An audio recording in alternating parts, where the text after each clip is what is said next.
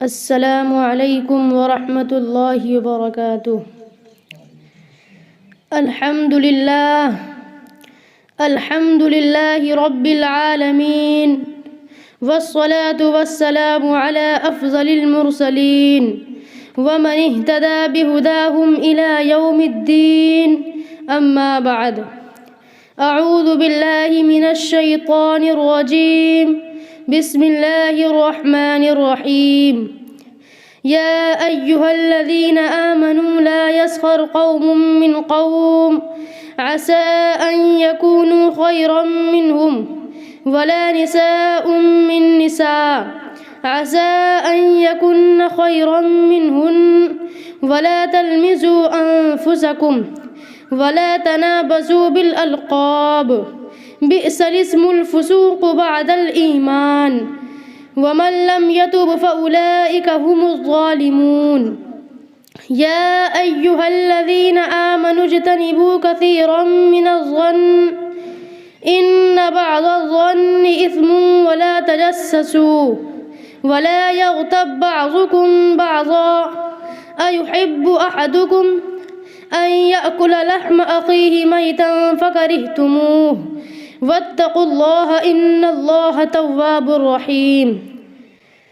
صدر محترم، حاضرین مجلس اور میری ماں اور بہنوں، میں نے ابھی آپ حضرات کے سامنے سورہ حجرات کی جو آیات کریمہ تلاوت کی ہے، ان کا ترجمہ یہ ہے: اے ایمان والو، نہ تو مردوں کو مردوں پر ہنسنا چاہیے، کیا عجب ہے کہ جن پر ہنستے ہیں وہ ان ہنسنے والوں سے خدا کے نزدیک بہتر ہوں، اور نہ عورتوں کو عورتوں پر ہنسنا چاہیے، کیا عجب ہے کہ وہ ان سے بہتر ہوں، اور نہ ایک دوسرے کو طعنہ دو اور نہ ایک دوسرے کو برے لقب سے پکارو، ایمان لانے کے بعد گناہ کا نام لگنا ہی برا ہے، اور جو ان حرکتوں سے باز نہ آئیں تو وہ ظلم کرنے والے ہیں۔ اے ایمان والو، بہت سے گمانوں سے بچو، کیونکہ بعض گمان گناہ ہوتے ہیں، اور سراغ مت لگایا کرو، اور کوئی کسی کی غیبت بھی نہ کیا کرے۔ کیا تم میں سے کوئی اس بات کو پسند کرتا ہے کہ اپنے مرے ہوئے بھائی کا گوشت کھائے؟ اس کو تم ناگوار سمجھتے ہو، اور اللہ سے ڈرتے رہو، بے شک اللہ توبہ قبول کرنے والا مہربان ہے۔ محترم بزرگوں، میری ماں اور بہنوں، ان آیات کریمہ میں اللہ تعالیٰ نے مسلمانوں کے باہمی تعلقات کی تصویر کھینچی ہے، اور بتایا ہے کہ ایک مسلمان کو دوسرے مسلمان کے ساتھ کس قدر ہمدردی اور بہی خواہی کا سلوک کرنا چاہیے، اور اس کو اذیت دینے والی اور تکلیف پہنچانے والی باتوں سے بچنا چاہیے۔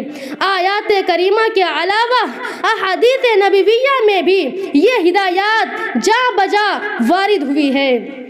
حضرت عبداللہ بن مسعود رضی اللہ تعالی عنہ فرماتے ہیں کہ رسول اللہ صلی اللہ علیہ وسلم نے ارشاد فرمایا: سباب المسلم فسوق وقتالہ کفر، مسلمان کو گالی دینا فسق ہے اور اس سے قتال کرنا کفر ہے۔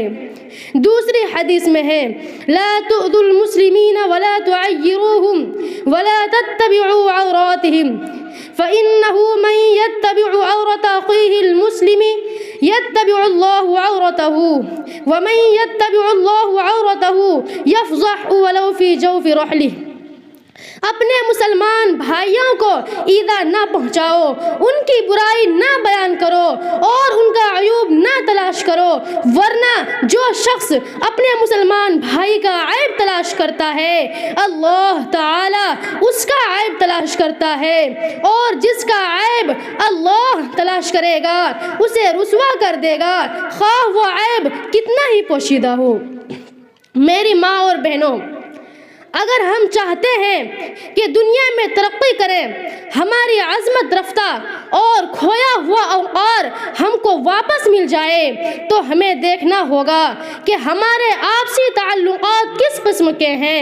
ہم ایک دوسرے کے خیر خواہ ہیں یا بدخواہ، ایک دوسرے کے ہمدرد و غم گسار ہیں یا جانی دشمن۔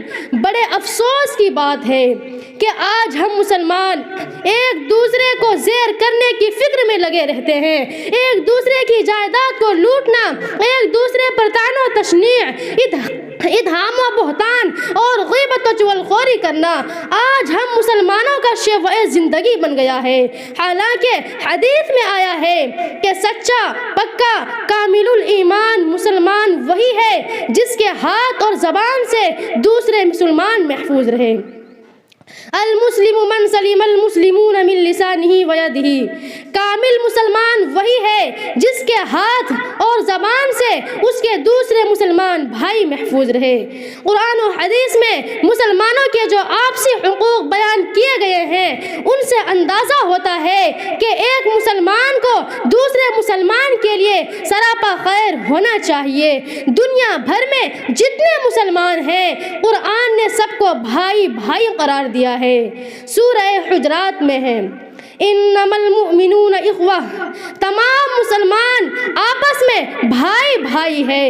بخاری شریف کی حدیث ہے، حضور صلی اللہ علیہ وسلم فرماتے ہیں المؤمنون کرجل واحد ان اشتکا عینہ اشتکا کلہ و ان اشتکا رأسہ اشتکا کلہ، تمام مومنین فرد واحد کی طرح ہے۔ اگر آنکھ میں تکلیف ہو تو پورا بدن تکلیف محسوس کرتا ہے، اور اگر سر میں تکلیف ہو تو بھی پورا بدن تکلیف محسوس کرتا ہے۔ ایک دوسری حدیث میں مسلمانوں کے باہمی تعلقات اور اتحاد و تعاون کو عمارت کے مثل کہا گیا ہے۔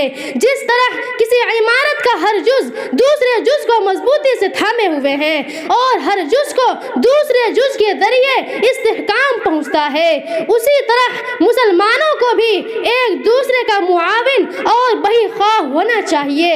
اپنی ہمدردی اور مدد کے ذریعے آپسی اتحاد و اتفاق کی عمارت کو مضبوطی اور استحکام عطا کرنا چاہیے تاکہ کوئی اسے گرا نہ سکے، تباہ و برباد نہ کر سکے۔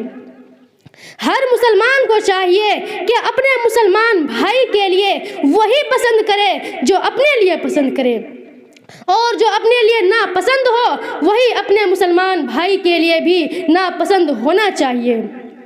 ایسا نہ ہو کہ اپنے لیے خواہش ہو کہ میں دولت مند بن جاؤں، آرام و راحت سے گزر بسر کروں، کوئی تکلیف اور پریشانی نہ ہو، مگر دوسرے مسلمان بھائی کی دولت ایک آنکھ نہ بھائے۔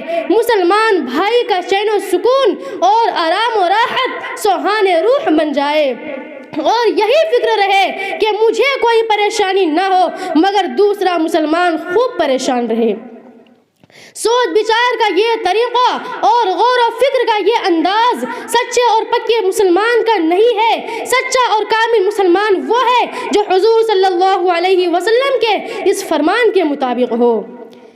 والذی نفسی بیدہ لا یؤمن عبد حتی یحب لأخیہ ما یحب لنفسہ، اس ذات کی قسم جس کے قبضہ و قدرت میں میری جان ہے، کوئی بندہ اس وقت تک مومن کامل نہیں ہو سکتا جب تک اپنے بھائی کے لیے وہی پسند نہ کرے جو اپنے لیے پسند کرتا ہے۔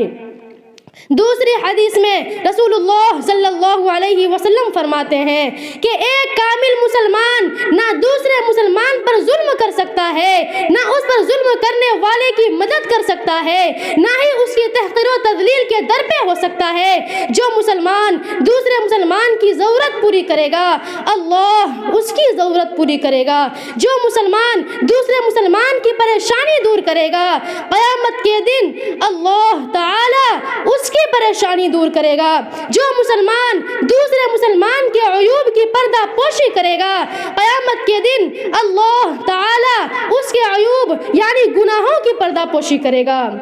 مسلم شریف کی روایت ہے کہ ہر مسلمان کی دوسرے مسلمان پر 3 چیزیں حرام ہے، دمہ و مالہ و عرضہ، اس کا خون، اس کا مال، اس کی عزت۔ مسلمان کو دھوکہ دینا اور اسے نقصان پہنچانا بہت بڑا گناہ ہے۔ ارشاد نبوی ہے ملعون من ضار ذکر بہ، ملعون ہے وہ شخص جو کسی مسلمان کو ضرر پہنچائے یا اس کے ساتھ مکر کرے۔ مسلمان بھائی کو ہنسی مذاق میں بھی ڈرانے دھمکانے یا اس کی طرف کسی ہتھیار سے اشارہ کرنے کی ممانعت کی گئی ہے۔ دو مسلمانوں کے درمیان 3 دن سے زیادہ سلام و کلام اور بول چال بند رکھنا حرام ہے، اور ان میں سب سے بہتر وہ شخص ہے جو سلام و کلام میں پہل کرے اور یہ سوچ لے کہ افراد کے ہاتھوں میں ہے اقوام کی تقدیر، افراد کے ہاتھوں میں ہے اقوام کی تقدیر، ہر فرد ہے ملت کے مقدر کا ستارہ۔ محترم بزرگوں، میری ماں اور بہنوں، مسلمانوں کے آپسی تعلقات اور حقوق کی کہاں تک تفصیل بیان کی جائے؟ بے شمار قرآنی آیات و احادیث نبویہ میں ان باتوں کو بہت کھول کھول کر بتا دیا گیا ہے۔ ان ہدایات کے بعد بھی اگر ہم مسلمان ایک دوسرے کے ہمدرد نہ بنے، ہم نے آپسی رنجشوں کو ختم نہ کیا، ایک دوسرے کو ایذا دینے سے باز نہ آئے اور تعلقات کو سدھارنے اور مسلمان بھائی کا حق ادا کرنے کی فکر نہ کی، تو کیا ہم سچے اور پکے مسلمان کہلانے کے مستحق ہیں؟